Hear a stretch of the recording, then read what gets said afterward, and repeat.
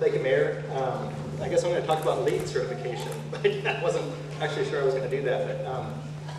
But when we decided to build this building, it was very important for us to take a position in the community of conservation, lead the way on the effort of conservation.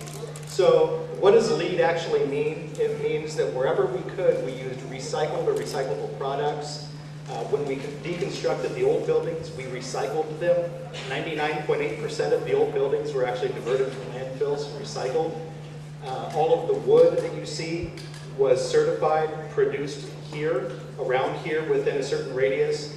All of the block on the outside of the building was produced in Salem, et cetera, it goes on and on and on. All of the carpet is recycled and recyclable. The furniture, oops. No, honey, hold on. Excuse me for a second. My daughter wanted to take the big ribbon.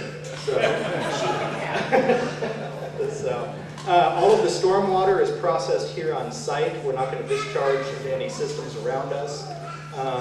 The roof is a certain color to reflect heat. It goes on and on and on. Some of the biggest expenses are actually in the HVAC system. It's a fascinating system.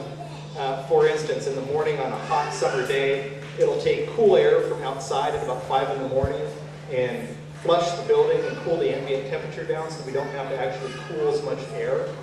Does the same thing in reverse in the winter. Uses the air between the ceiling and roof, the plenum area, and flushes the building, brings everything up to about 68 degrees before you actually have to heat air. It's a very cost-efficient building. We're pretty excited about it. It will actually end up saving us money, not even in the long term. All of the improvements that we made should pay for themselves within 3 to 5 years, and it's just savings beyond that, so we're very excited about that. Woohoo! Yeah. Mary, is that good enough for the leaves? Yeah. I just wanted to know how much money we were saving them. Right. I'm going to take just a short period of time. I'm sort of the bureaucrat. I sit in the back of the room, and nobody usually hears from me, so I prefer it that way. This building is very important to our city staff. It symbolizes for us sort of a coming of age. We recognize this as a huge investment by the community in us, and we take great pride in that. So we wanted to thank you for that. All of the cities, or a great number of the city staff, were involved in the design of the building. And we thought it was very important to get a lot of buy-in and a lot of input from our staff, the folks who actually have to work here, in how those systems would benefit them. The #1 guiding principle we used in the design of this building was customer service. So everything is laid out in such a way as to be easily accessible by the customers. This center part here is where we really spent the bulk of our money. We wanted it to be a comfortable setting for the public, sort of like a living room. This and the council chambers. The council chambers was important to us because it symbolizes the important decisions that are made by our city fathers for the community. So big things happen here. This is important to us. What's that? City fathers and mothers. Thank you. Appreciate it. Appreciate it. And I'm surprised coming from you.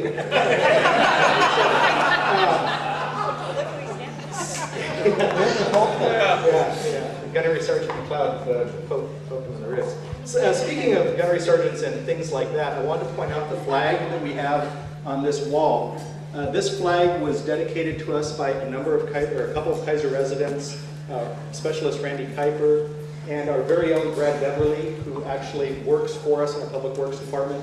They fought in Iraq, and that flag flew in that theater and was given back to us, and we framed it and plaqued it and thought it very appropriate to hang here in the public space. Brad and others who have fought in wars are very special to us. We see them as outstanding compliments to our staff. Honestly, they're very polite. I have a hard time getting Brad not to call me sir. I actually kind of like that, because nobody else calls me sir. But anyway, Brad, if you could raise your hand. So.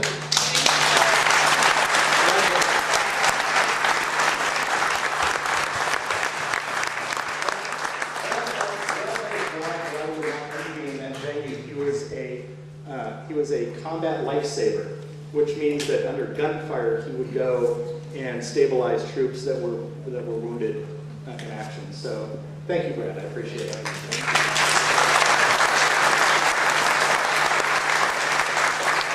Actually, in the last statistical trail, about 20% of our workforce are actually veterans.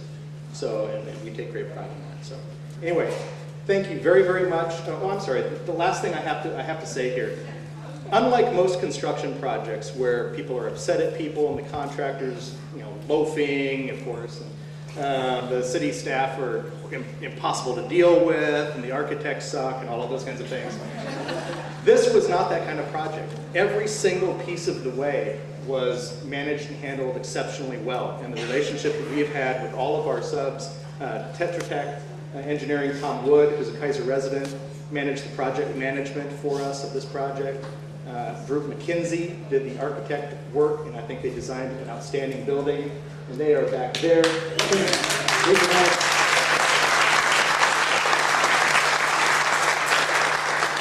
Emmerich Construction has done the building. They're back over here. Raise your hands. Fantastic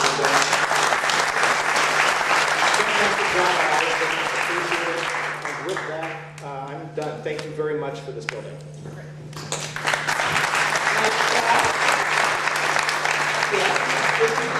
Okay, now here's how police feel about this building. Well, first of all, I want to thank everybody.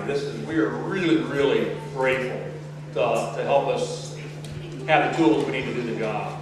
And there's a bunch of folks I want to thank, but there's folks I want to make sure that I mentioned who also enjoy this building. One is our municipal court judge, Carl Myers, over there.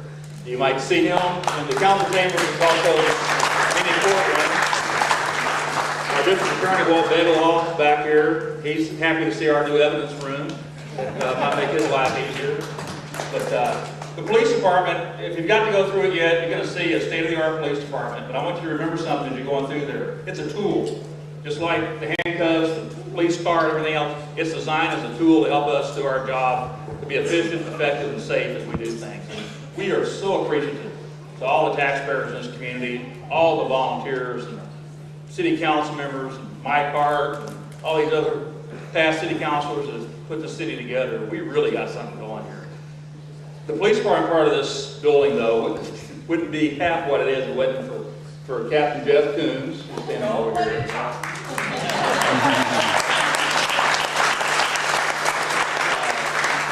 Chief John Teague of Dallas PD, who was Captain John Teague of Keizer PD, worked there. These guys really worked hard to help Dick and everybody get the things exactly the way they wanted it. And then poor Captain Teague got to work in the building 2 days, and then he left to go be a chief of police. Another way back in the back there, Chief Ken Barker from Tualatin PD, who used to be Captain Ken Barker of Keizer PD. Way back in the beginning. It's been a huge group effort. We just are so very, very proud, and I'm telling you, they squeezed every nickel to make it scream as they built this thing. But you know what I'm most excited about? I've got insulation now in my office. I can't wait for next winter. I'm actually going to have a whole vent for the air to come in and all, and it's just going to be so nice. But I could speak for every man and woman in the Keizer Police Department. They all want me to tell you thanks. They really appreciate your support of our department, and we're there for you. And we're going to get a lot of years of service out of this building. So thanks a lot. Thank you.